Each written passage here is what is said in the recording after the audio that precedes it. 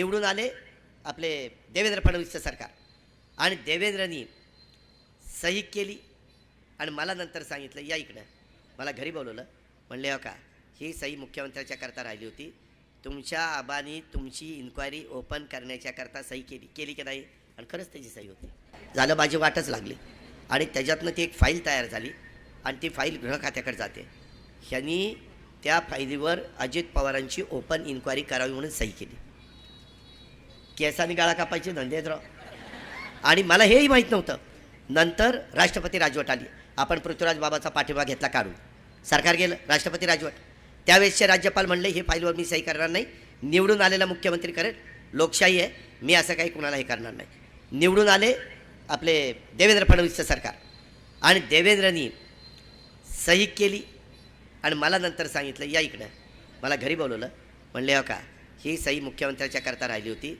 तुमच्या आबानी तुमची inquiry open करण्याच्या करता सही केली की नाही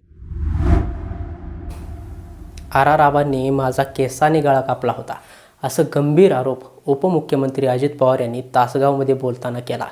खरं तर सिंचन घोटाळ्याबद्दल अजित पवार इतक्या वर्षानंतर न बोलत आहेत तेही अशा वेळी ज्यावेळी ते भाजपात सहभागी झाले त्यावेळी बोलत आहेत. ते अजित पवार भाजपात विलीन होण्याआधी अगदी 10 ते 15 दिवसाआधी पंतप्रधान नरेंद्र मोदींनी हाच विषय याच सिंचन घोटाळ्यावरून आणि याच आकड्यावरून अर्थात 70,000 कोटीवरून अजित पवारांवर टीका केलेली होती.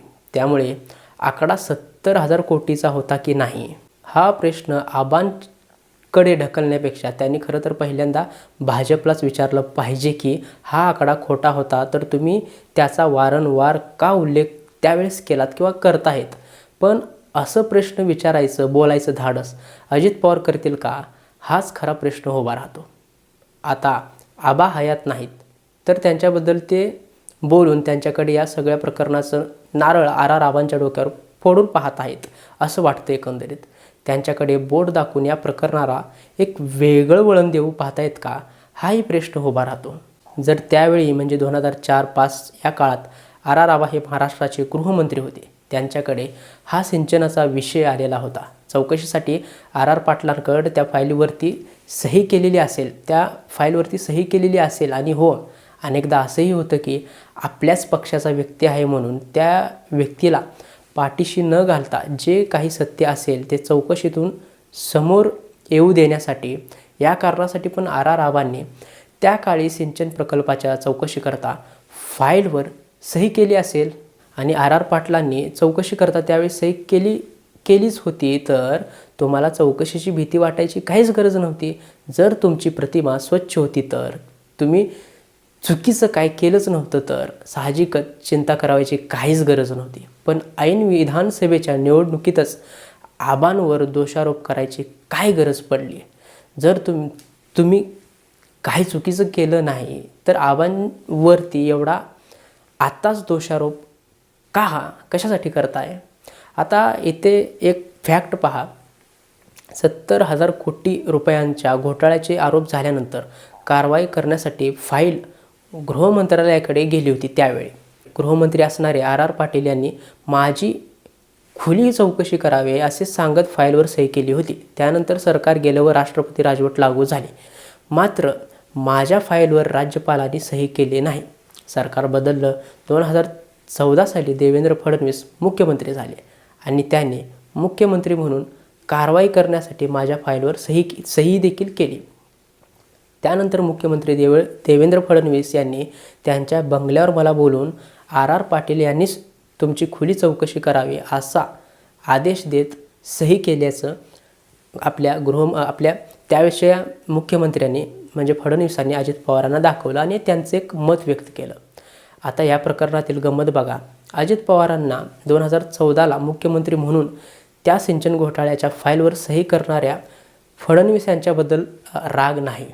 पण त्या फाईलवर पहिली जी सही आहे ती गृहमंत्री आबांची आहे. त्याचा राग बहुतेक अजित पवारांना असेल. पण इथे गृहमंत्र्याची सही मोठी आहे की मुख्यमंत्र्याची सही मोठी हा प्रश्न उभा राहतो. आणि जर पुढची काही कारवाई व्हायची असेल किंवा फाईल पुढं वरच्या लेवलला जायची असेल किंवा नाही हे मुख्यमंत्र्याच्याच आदेशाने ठरते. त्यामुळे एका पातळीवरती आबांनी ती सही केली म्हणून त्यांनाच केसाने गळा कापला किंवा त्यांनीच केसाने गळा कापला असं वक्तव्य करतायत, असं म्हणतायत. तर देवेंद्र फडणवीस यांनी त्यांच्याबरोबर जे केलं ते अजित पवारांना अजून कळलेलं नाही का, असं म्हणण्याची वेळ आता खरी आली आहे. यावर पृथ्वीराज चव्हाण हे त्यावेळचे तत्कालीन मुख्यमंत्री होते. त्यांनी काय स्पष्टीकरण दिलेलं आहे ते पहा. पण आता काय झालं की पुढं मग त्याची चौकशी झाली, विधिमंडळामध्ये चर्चा झाली आणि या प्रकरणाची विदर्भ सिंचन महामंडळाच्या घोटाळ्याची खुली चौकशी व्हावी असा खालून एक अहवाल आला आणि तो अहवाल गृहमंत्र्यांना सादर केला गेला. त्यामुळं मग अँटी करप्शनची इन्क्वायरी करण्याचे आदेश द्या असं त्यामध्ये लिहिलं होतं.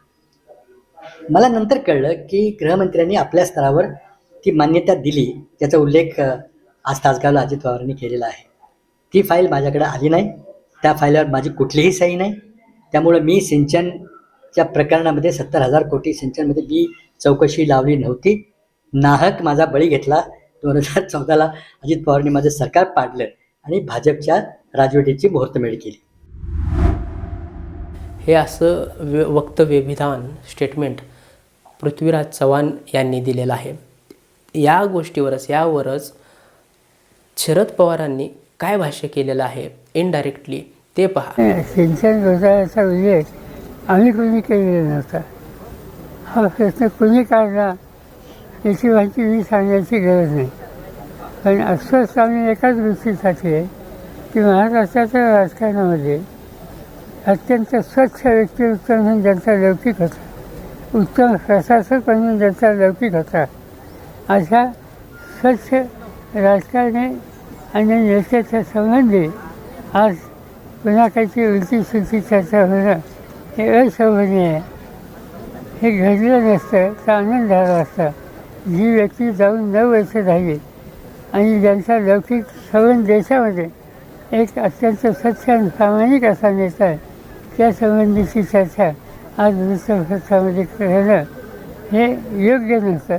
पण ठीक आहे, सत्ता हातात असल्याच्या नंतर काही बोलायला आपण मुक्त आहोत असा समज काही घटकांचा असतो. कदाचित हा त्यापैकी एक भाग असतो. ते काय म्हणतायत शरद पवार, सिंचन घोटाळ्याचा उल्लेख आम्ही कोणीही केलेला नव्हता, हा मुद्दा कोणी काढला हे सांगायची गरज ही नाही. पण एकाच गोष्टीचं वाईट वाटतं, महाराष्ट्राच्या राजकारणामध्ये अत्यंत स्वच्छ व्यक्तिमत्व म्हणून ज्यांचं नाव लौकिक होतं, अशा स्वच्छ राजकारणी आणि नेत्याबद्दल त्यांच्या पाश्चात्य उलटीसुलटी चर्चा होणं, उलटसुलट चर्चा होणं हे अत्यंत अशोभनीय आहे. हे घडलं नसतं तर आनंद झाला असता. जी व्यक्ती जाऊन 9 वर्ष झाली आणि त्यांचा लौकिक संपूर्ण देशामध्ये अत्यंत स्वच्छ आणि प्रामाणिक नेता म्हणून होता, तर अशी विधानं, अशी स्टेटमेंट करणे योग्य नाही. पण सत्ता हातात असल्यानंतर आपण काही बोलायला मुक्त आहोत हा समज काही लोकांचा असतो. कदाचित त्याचाच हा एक भाग असेल असं म्हणत शरद पवारांनी अजित पवारांचं नाव न घेता टोला लगावला होता. मात्र शेवटी ज्या तासगाव विधानसभा मतदारसंघातून आबांचे पुत्र रोहित पाटील हे पहिल्यांदा निवडणूक ते लढत आहेत, त्याच मतदारसंघात जाऊन अजित पवारांनी दिवंगत आबांवर हे विधान केले. त्यामुळे या विधानाचं भाजपाचे उमेदवार संजय काका पाटील की तुतारीचे उमेदवार शरद पवार गटाचे उमेदवार रोहित पाटील या 2 उमेदवारांपैकी कोणाला याचा फायदा होईल किंवा कोणाला याचा तोटा होईल हे आता वेळ आल्यावरच आपल्याला कळेल. धन्यवाद. मी सुशांत गवळी.